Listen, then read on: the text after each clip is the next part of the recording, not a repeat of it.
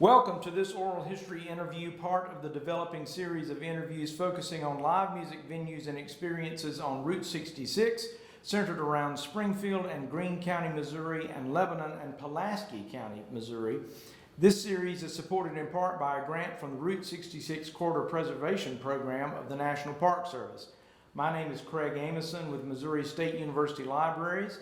Today's date is November 1st, 2022, and our special guest today is Gary Ellison, president of Gary Ellison Productions, a marketing and public relations agency located here in Springfield.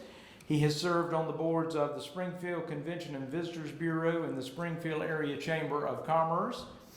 Gary is also an accomplished musician and was given the distinct honor in 1973 of being named Missouri's official ragtime piano player by the state senate.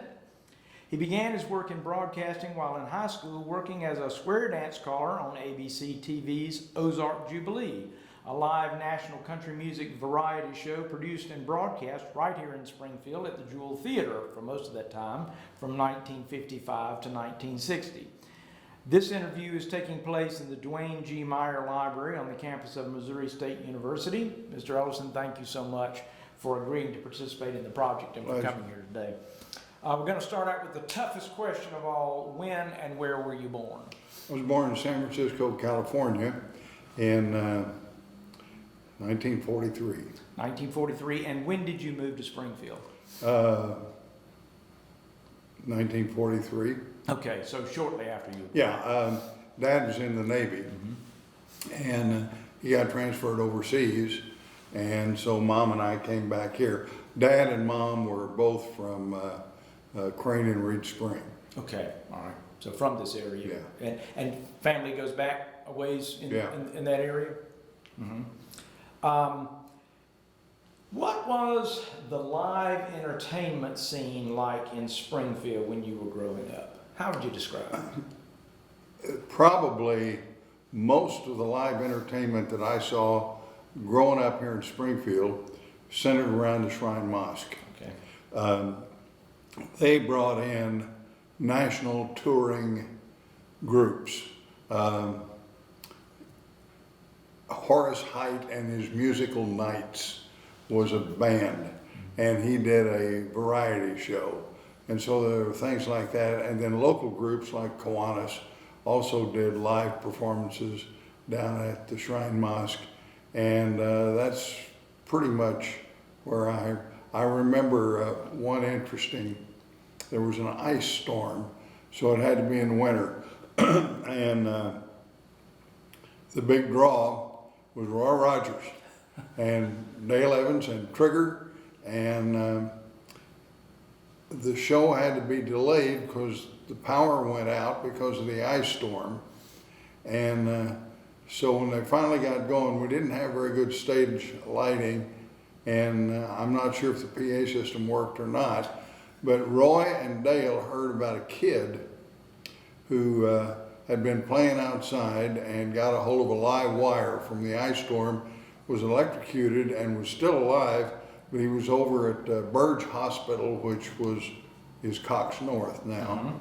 And so before the show, Roy and Dale went over and visited him. Oh, wow. Yeah, that's nice. So, and the Shrine Mosque was located on Route 66, Yes. right through town. And I'm sure that we've been told by others that that was a strategic location. Oh, yes. And it was, I think it may have been the largest venue on Route 66. It was the largest stage west of the Mississippi at the time. Maybe not the largest auditorium, but the stage itself was the largest. It was huge. And it had all kinds of different entertainment. During the 40s, this is before my time, of course, all of the big bands played at the Shrine Mosque for dancing as they toured. And as I understand, the biggest one was Glenn Miller. His band outgrew everybody else. There's an interesting story. The Tommy Dorsey band came through Springfield, and tickets were like 75 cents or something to get in. And Tommy Dorsey's lead singer was a guy named Jack Leonard. And Jack and Tommy had a volatile sense of humor. And he and Jack fought all the time. And so Jack finally said, to hell with you, and he quit the band. And so Tommy found another boy singer to sing. And because Jack Leonard was not there, people wanted their 75 cents back. So they missed hearing one of the first performances of Frank Sinatra. Wow. Now there's a story. That is a story. Gosh. What groups did you go see groups or performances at the Shrine when you were young? Yeah, all kinds of things. Big bands. The Ice Capades would play there, and probably one of the most memorable things, because one of the things that I enjoy is gospel music, and I saw a concert by Mahalia Jackson. Oh wow! Down there. Also saw Stan Kenton and his band, and saw Liberace. Really? So the mosque, that was the only venue in Southwest Missouri anywhere, and they brought in everybody. Was the Galois by then on the Strictly movies. Strictly Movies by then? Sure. As was, now the Fox Theater on the Square, which is now part of the History Museum, would occasionally have live entertainment, and when I was 10 years old, I was taking tap dance lessons from Barbara Fisher's dance studio, and we did our recital on the stage of the Fox. So that would have been 1953. Okay. But for live music, most of the time it would have been the Shrine. Yeah. Tell us, I want to go get right into this. Tell us how you and the Wagon Wheelers Square Dance team got selected to appear on the National Ozark Jubilee television program. I have no idea. Who approached you guys? Do you know? Do you remember who approached you about it? No, we had a couple of parents that sort of ran us, and I became the caller of the group back when I was in grade school and early junior high. Taking square dancing was an activity that a lot of kids participated in, and one of the girls in our group wanted to have a square dance birthday party, and they said, well, who could we get to call? And I said, well, I bet I could do it. And because as I took the lessons, I was paying attention to what the caller was saying, and because of my background in music, I pick up on lyrics pretty easily, and so we did that. So then they became the dancers and I became the caller, and we danced for old folks' homes and wherever we could find a group to perform in front of. And one of the parents lived out south of town, catty-cornered across from Slim Wilson, who was the band leader on the Jubilee. I don't know that was what caused it, but it sure didn't hurt. Aha. Okay, that's interesting. Yeah. Were you all from one high school? All the Yes. students in there. What high school was it? Well, we ended up all pretty much going to Parkview. Okay. I'm curious to know, was there an adult caller before you became the caller, or was it always one With of the our students? group? Yes. No. It was always a It was student. always me. It's always you. Yeah, great. And you mentioned this before we started. What years were you? Was your team on the Ozark Jubilee? It was the last 2 years of the show, and the show went off in 60 or 61, so like 59, 60, somewhere around there. Okay.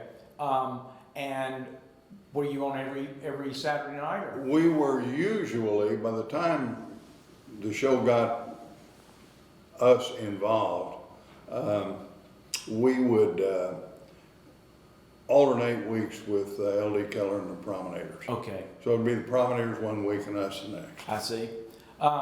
Did you all ever travel outside the Springfield area to dance or perform or anything like that? Oh, or were you yes. just right here? Cy Simon was the talent man behind Right. the Jubilee, and during the summertime particularly, he would book Ozark Jubilee stage shows all over the country. And they would have like 2 units going out. And the promenaders would go on one and we'd go on another one.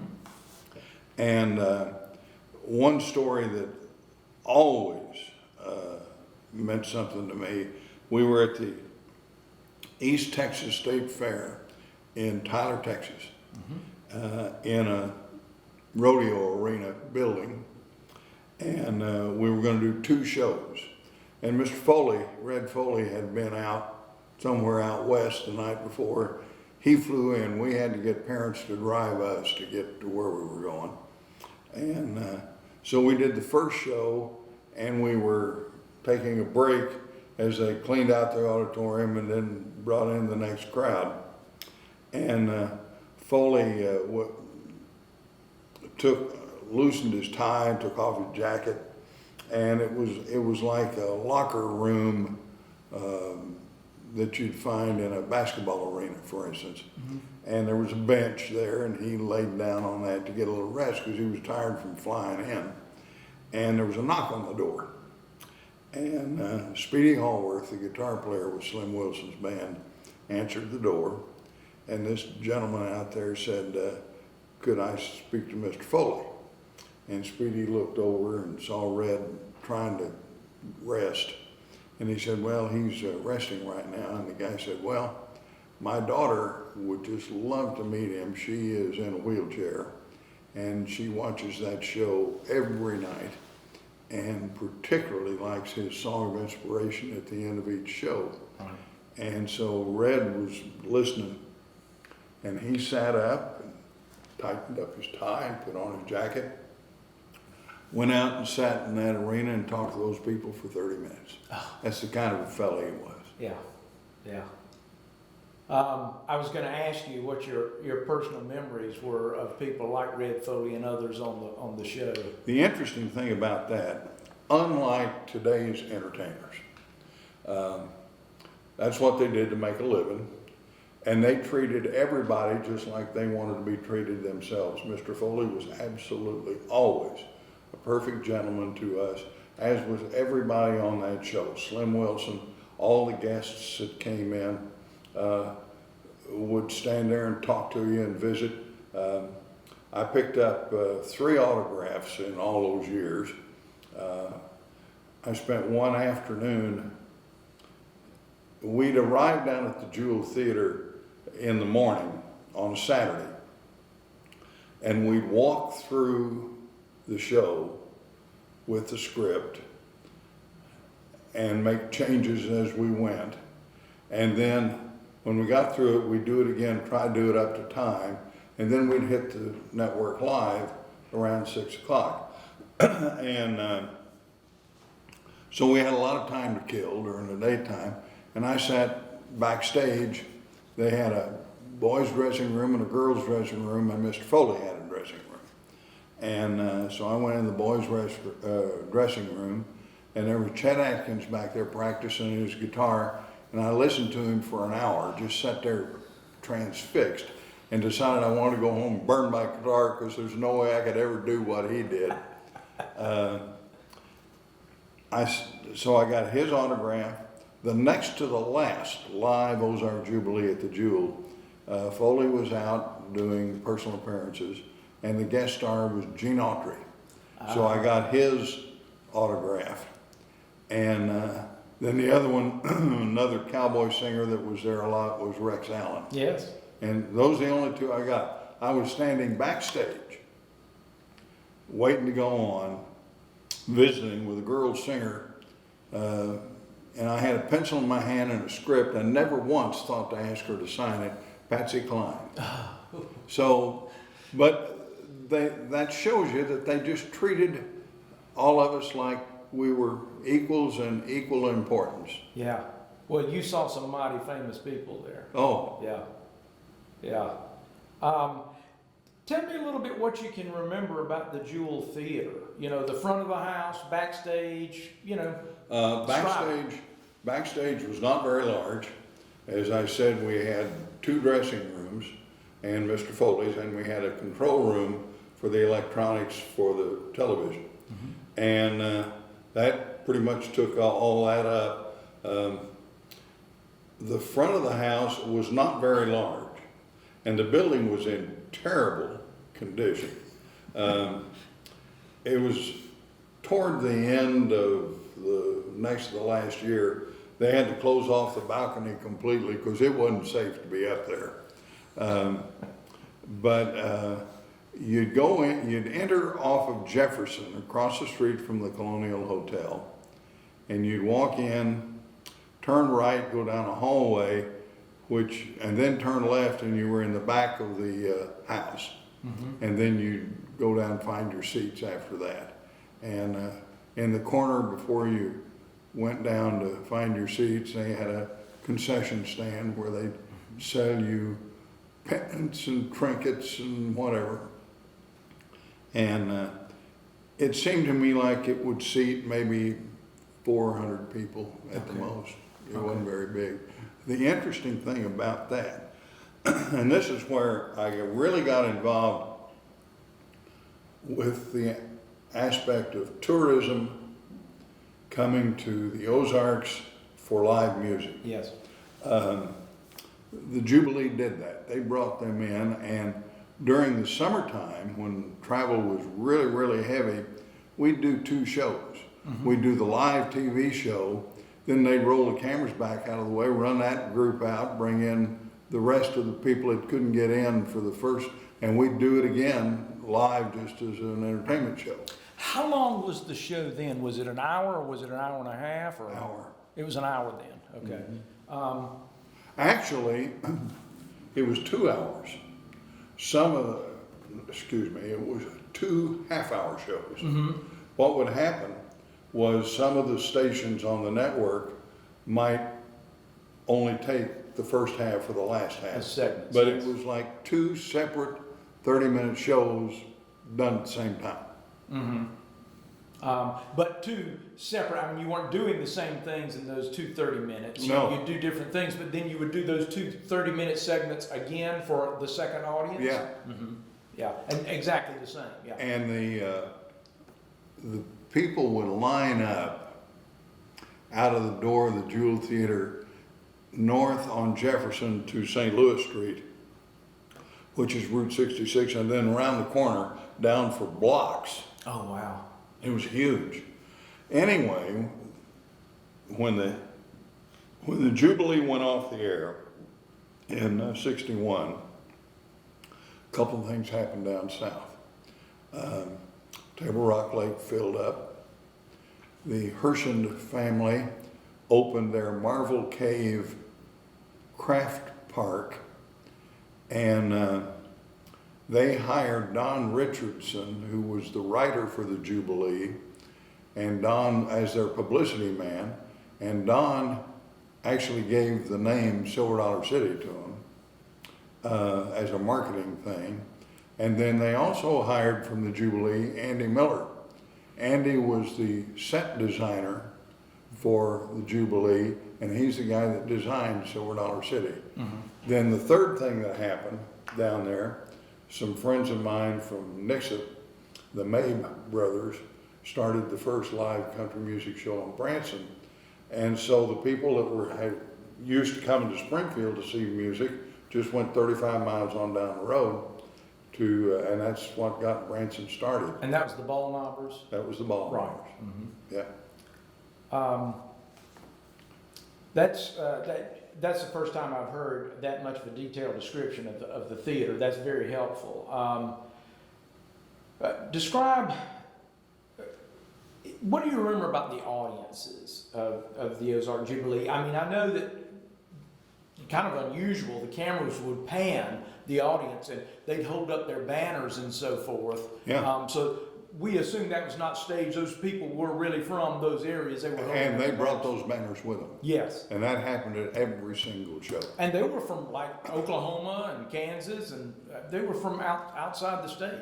Oh, way outside the state, particularly out west and down south. Did you ever mingle with any of the audience? Did you ever talk to any audience members or anything? No, Yeah. they kept us backstage and we couldn't get out there. Uh-huh, I see. And yeah, they came from so far, far away. That was quite a phenomenon for Springfield. And Well, Route 66 would have made it easy for them to get here. Absolutely. Yeah. Absolutely. And there was a lot of traffic to the Jewel Theater from Route 66 because that was the mother road that got you where you were going. Right. And the television company that produced the Jubilee, Cy and John Mahaffey and Ralph Foster, called themselves Crossroads Television Production because it was Route 66 and Highway 65 Right. were the crossroads. Yeah. And you got to remember, the Ozark Jubilee was the first, first live country music television program in the history of broadcasting. Which is phenomenal. You know, the Grand Ole Opry in Nashville was a radio show, Right. Right. but the Jubilee was the first TV show. And the Jubilee started out as a radio show, but went to TV, and was the first to go from radio to TV as a country music show. Correct? Yeah. Wow. Well, I could spend the whole hour talking about the Ozark Jubilee, but I got to get to other things. I've got to get to when you started playing music. Well, I took piano lessons for about 3 years when I was in junior high and high school, and I guess I was pretty good at it. And when I was a student here at Missouri State University, SMS, I was looking for a way to make a living, and things would happen that they wanted somebody that could play the piano and tell stories and sing songs, and that was easier for me than working for a living. And so that's what I did. Did you continue to take lessons? No, Dropped out. How long did you take lessons? 3 years. 3 years. I had a remarkable teacher. His name was S.K. Grundy. And S.K. Grundy had been with the Lawrence Welk Show for years. And he was working at Hoover Music Company here in Springfield and was the director of the barbershop group, the Sweet Adelines, which was the ladies' barbershoppers. And my mother sang in that, and that's how I got to meet him. And so he gave me piano lessons. Wonderful. And taught me that I didn't learn the John Sham book #3 and how to play scales and all that stuff. He taught me, he would write out, he'd say, what song you want to learn next week? And so I'd tell him, and he'd sit and write me a lead sheet for it, which was the melody line and the name of the chord. Taught me chord progressions, taught me how to transpose from one key to another. Tricks that you got to know if you're going to be a professional. I'm really rotten at traditional piano, but I can do what I can do. Can you read a score? Very difficult. Because I never had to. Because it was lead sheets, and you were basically playing off chords off the piano. That's fascinating. You had early influence, I think, by the ragtime player Bob Darsh. Is that correct? Bob Darch was on one of the last of the Ozark Jubilee shows, and I was fascinated by the way he played, and he and I became friends, and he gave me pointers, and so I refined my ragtime ability by dealing with old Bob. You mentioned Chet Atkins of the guitar. Did you play the guitar as well? I do. And any other instruments? Tried to play trumpet, that didn't work. And but just guitar and piano. Okay. You started playing music in Springfield. As you say, that was when you were in college. You really started playing around some. Yeah. But then you moved to playing around the country. I did. Yeah. How long did that go on? About 10 years. Okay. And did you graduate from here, or did you take off on the road? I took off on the road and graduated from here. Okay. So you did eventually graduate from Yes, there? Yes. 1966. Okay. I want to talk about some of the places that you played here. The Grove. The Grove Supper Club was yeah, you on played there? Glenstone, Mhm. across the street from what is Evangel University now. And it was one of the two upscale restaurants in Springfield. It and the Shady Inn were the two biggies. Shady Inn was out on Sunshine, where Wonders of Wildlife is now. Mm-hmm. And I was playing at the Grove the weekend that JFK was assassinated, and I didn't want to work. There was the bartender and me and one drunk traveling salesman sitting there, and Bill Grove said, as long as you've got a customer in there, you're going to play. So I did 4 hours to one guy who didn't even know I was there.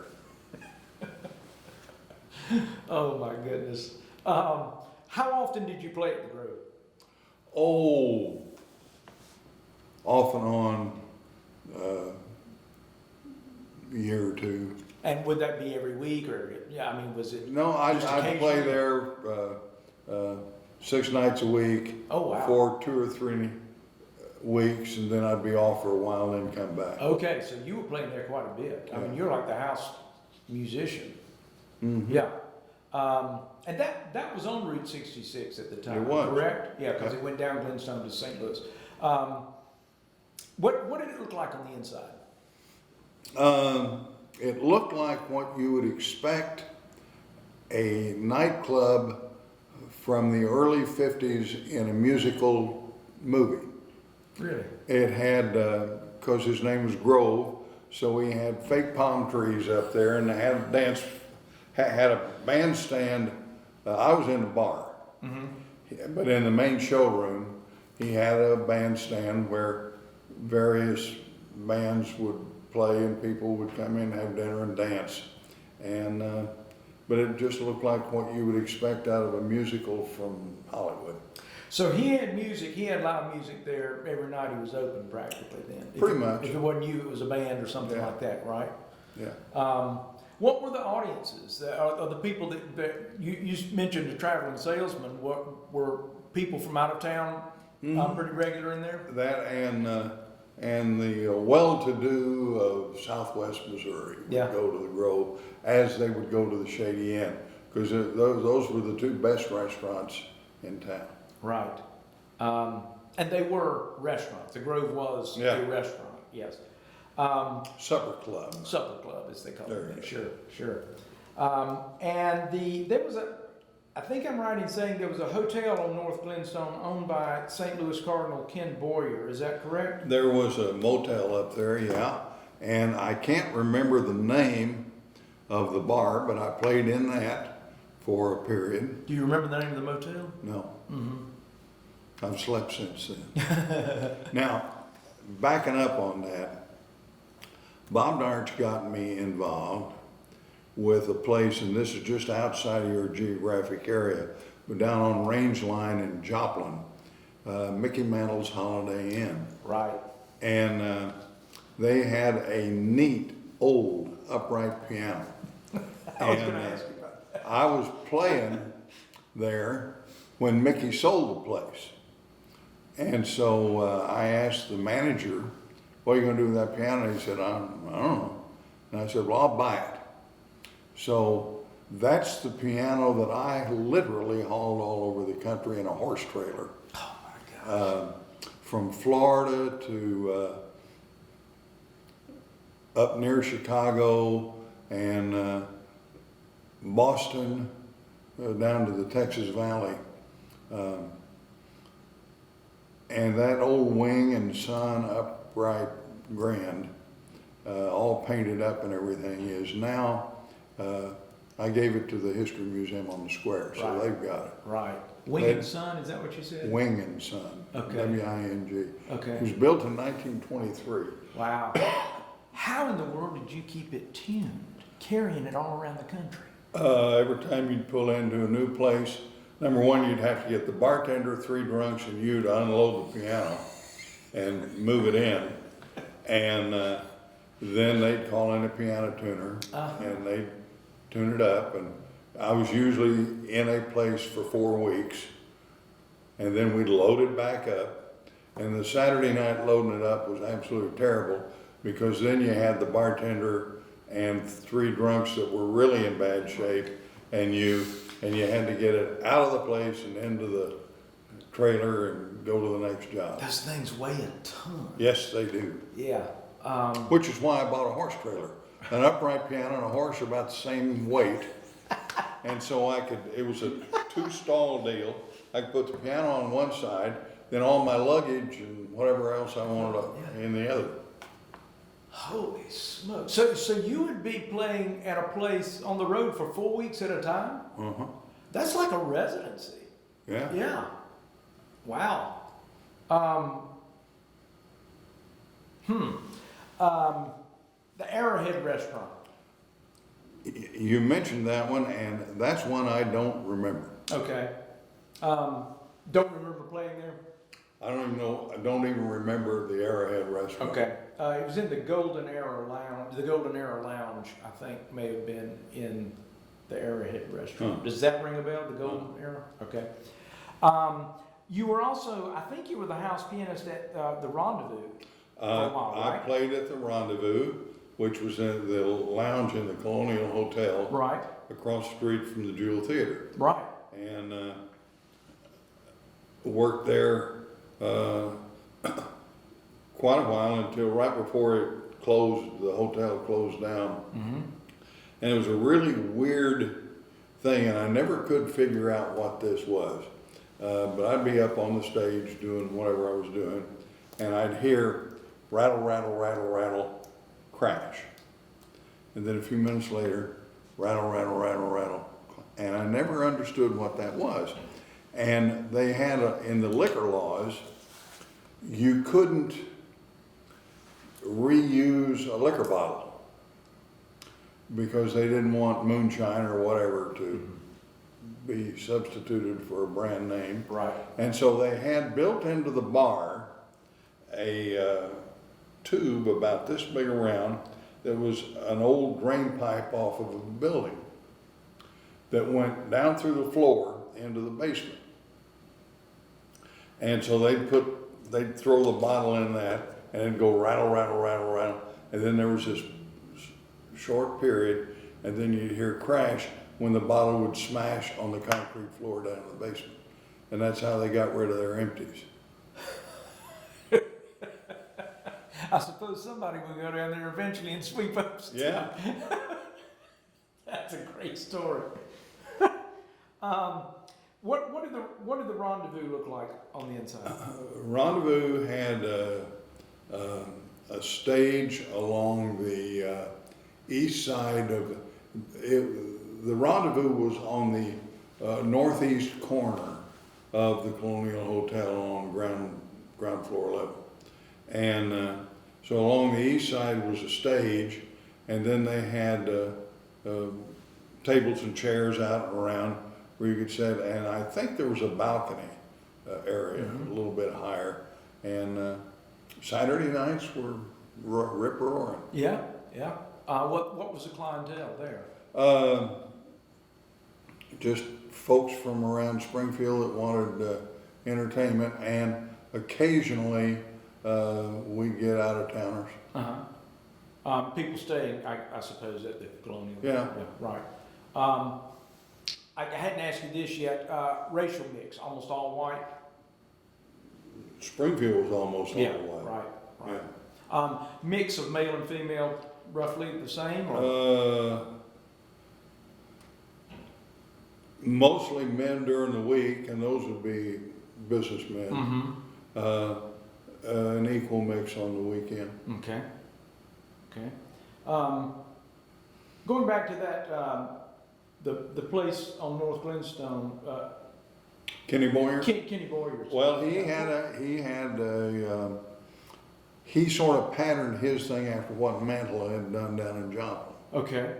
And so I played in there for 4 or 5 weeks, and got to meet him later and tell him I worked there, and he didn't know that, but he was very friendly.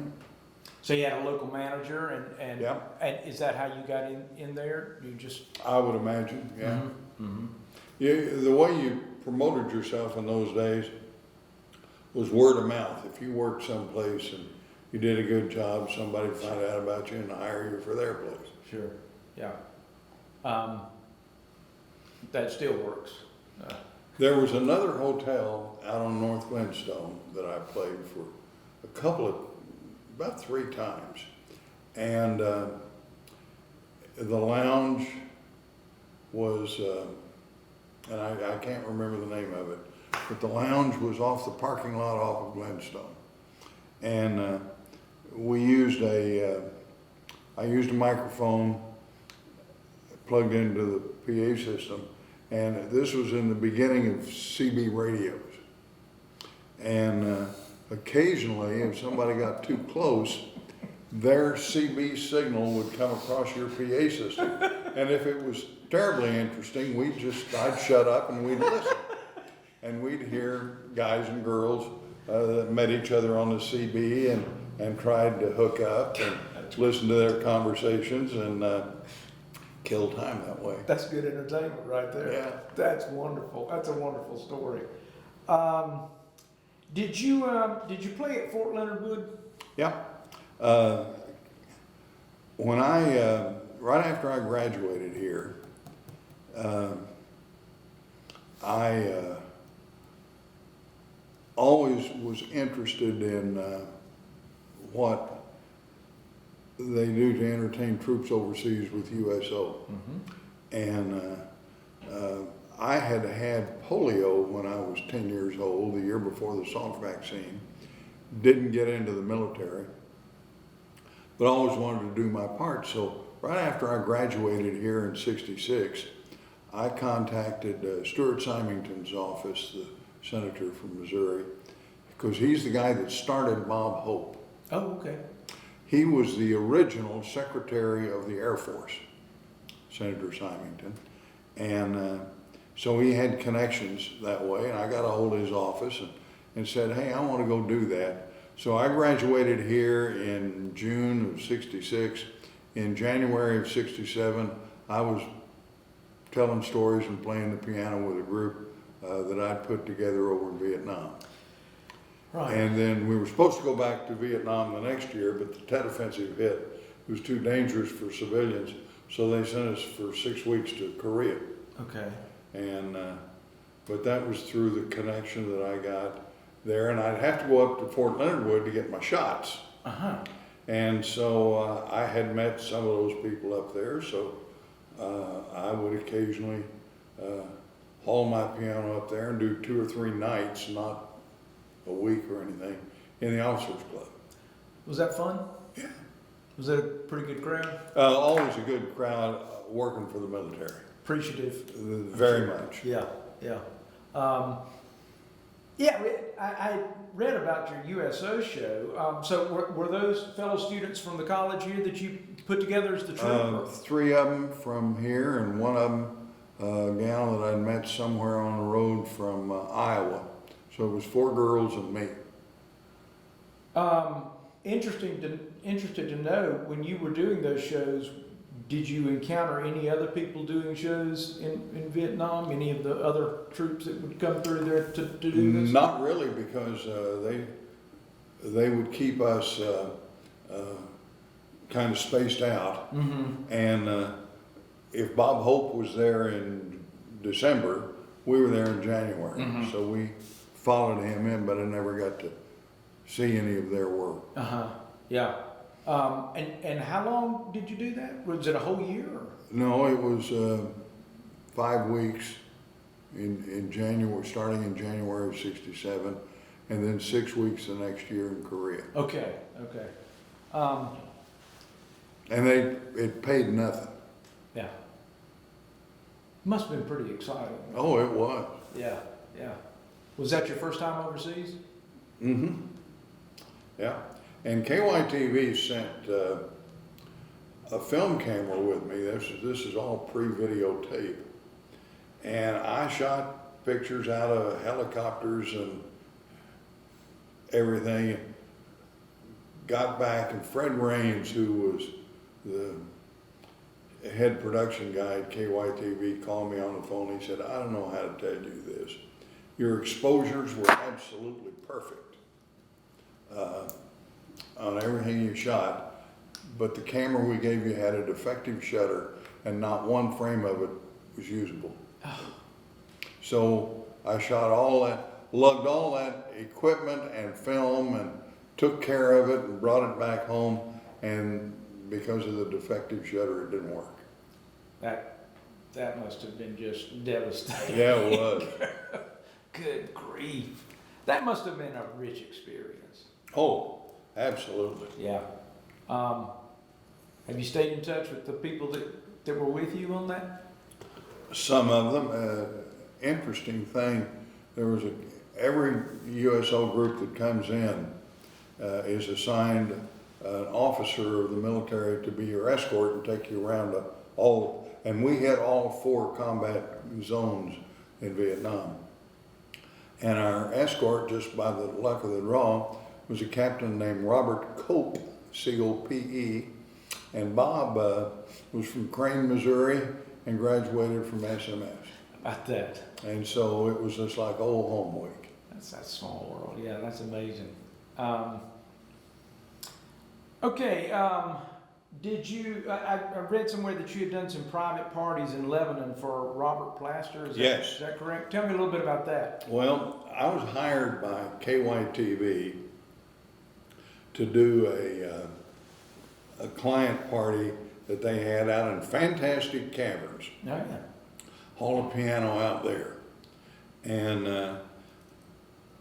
at one of the places that I'd played here, some of the folks from Empire Gas, which Robert Plaster owned, had heard me and said that they wanted to hire me to do a program for him at his house for a bunch of people that he had coming in.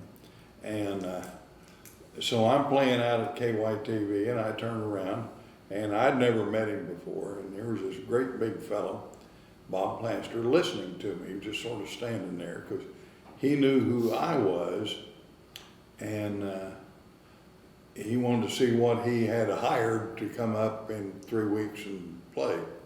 And so I stopped, and I swiveled around on the piano stool, and I said, Mr. Plaster, good to see you. He said, how'd you know it was me? And I said, you're wearing a name tag. And so I played that party, and then I played a couple more, and then he wanted to do a Roaring Twenties party. And he said, could you bring a band up? And I said, I can blow you away. I had played for one summer while I was still in school here in the lounge at the Sheraton Jefferson Hotel on 12th Street in St. Louis. And I would get off about 10:30 and go down to Gaslight Square or someplace else and listen to other musicians. And one of the groups that I got to listen to was a wonderful black Dixieland band, Singleton Palmer was his name. And so when Plaster wanted a band, I said, I'm going to bring you a band that'll just blow you away. And I got a hold of Singleton Palmer, and he and his band came down to Lebanon, and we went out and played at Plaster's house. And it was an interesting thing. This would have been in the early 70s.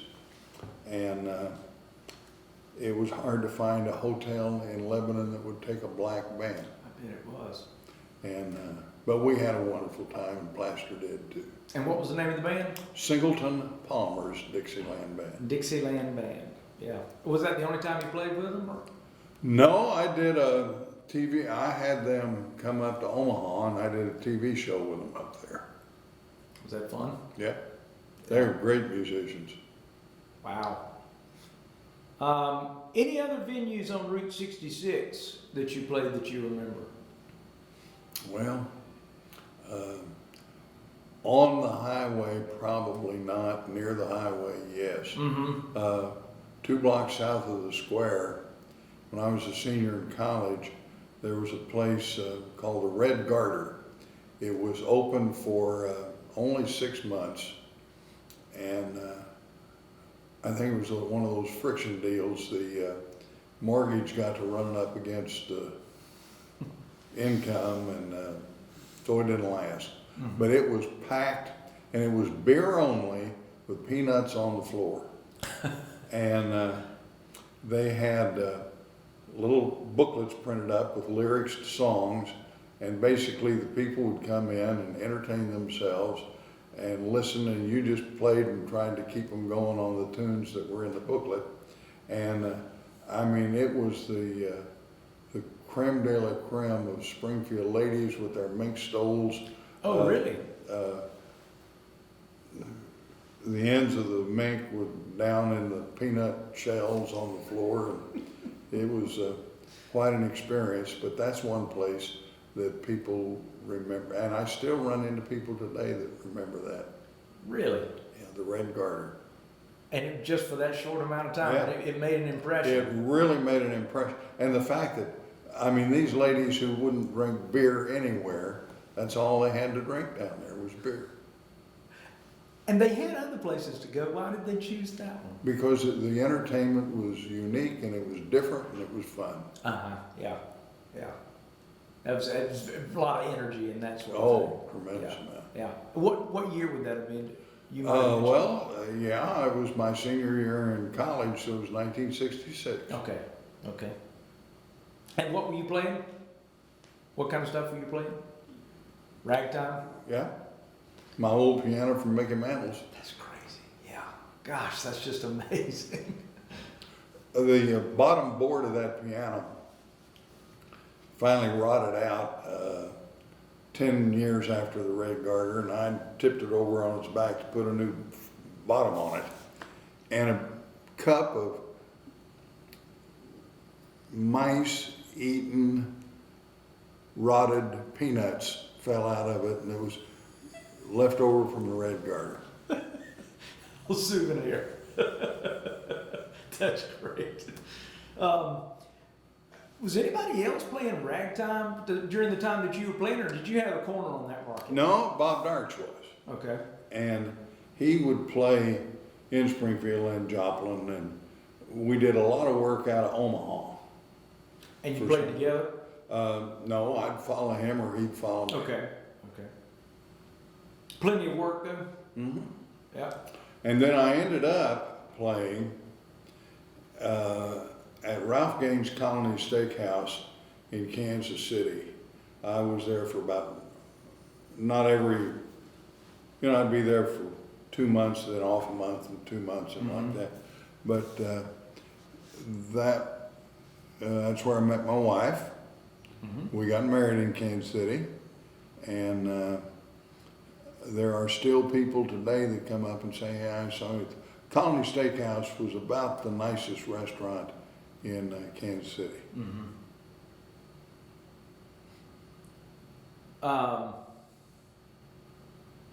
When you were doing these, basically what are residencies, if you're there, what would you do? Get a motel room? Would you get an apartment, or what did you do? If I was playing in a hotel that had a restaurant and a bar, I'd stay in the hotel. Okay. In Kansas City, because it didn't have a hotel, I would get an apartment. Okay. You could get a short term. That's interesting. Well, I don't want to be respectful of your time. Just a few more questions, sort of in broad general terms. In your memory, before 1985, and especially during the time that you were really playing, 60s, 70s, was it a big deal that Route 66 came through Springfield? I don't recall that it was a big deal at all. Okay. People didn't talk about it that much at that time. They have since, but back then, it was the interstate highway system was just getting going, and that's the road that most people took. And I did an interview once with John Q. I'd played at a lot of John Q's Holiday Inns around the country and knew him. And he told me a fascinating story that when they were getting ready to put I-44 in, he went to Washington and told them basically that they should run it down through the middle of town and on out. And they said, no, it has to go north. And where he wanted Route 66 or Interstate 44 to go was the valley where Chestnut Expressway is now. And he told me, he said, do you realize that if the interstate highway had been there, downtown would have never closed down. The hotels downtown would still be working, and the whole community would have looked entirely differently. Yeah. But that was his vision. And that was Hammond's. Hammond. Right, yeah. I want to make sure we got his name. John Q. Hammond. Right. So really, it's more like looking back with nostalgia, as so many people around the world do now. That sort of defines the Route 66 thing for that era more than the significance of the time itself. It's more like looking back on. I think that's right. Right.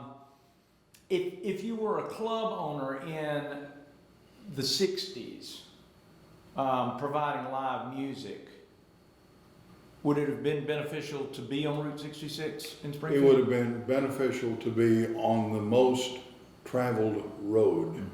And in Springfield, that happened to be Route 66 because Route 66 was Glenstone to St. Louis Street and on west. Right.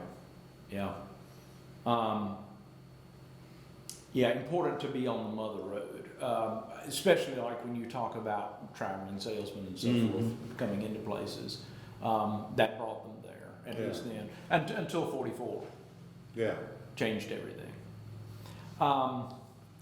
Do you think there was a conscious effort to create an American culture of like freedom and entertainment and tourism along Route 66 during that time?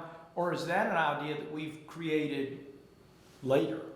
I think that. You think it's created later? Yeah. Michael Wallace, as you know, wrote the definitive history of Route 66, his book. And I met him a number of times and we talked about it, and he really believed that the resurgence and the nostalgia and everything, Route 66, which started really with his book, is the cause of where we are now. Yeah. Which is significant. I mean, it's a tourism mecca to some degree, especially from people from out of the country.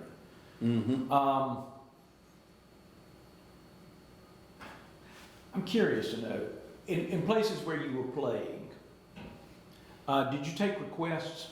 Did anybody ever request that you sing Route 66? No. Interesting. Because the only time I have ever had that requested was when we opened the History Museum on the Square. And Mary McQuarrie, who ran the place, said, now you've got to do Route 66, but you got to change one word in it. The second go around, it goes through St. Louis, Joplin, Missouri. She said, change that to Springfield. And I did, but that's the only time it's ever been requested. Okay. Anything else we didn't cover? No, I think you got it. I hope so. This has been fascinating. Thank you so much for doing this. My pleasure. You're very kind to come and spend your time here with us, so thank you so much.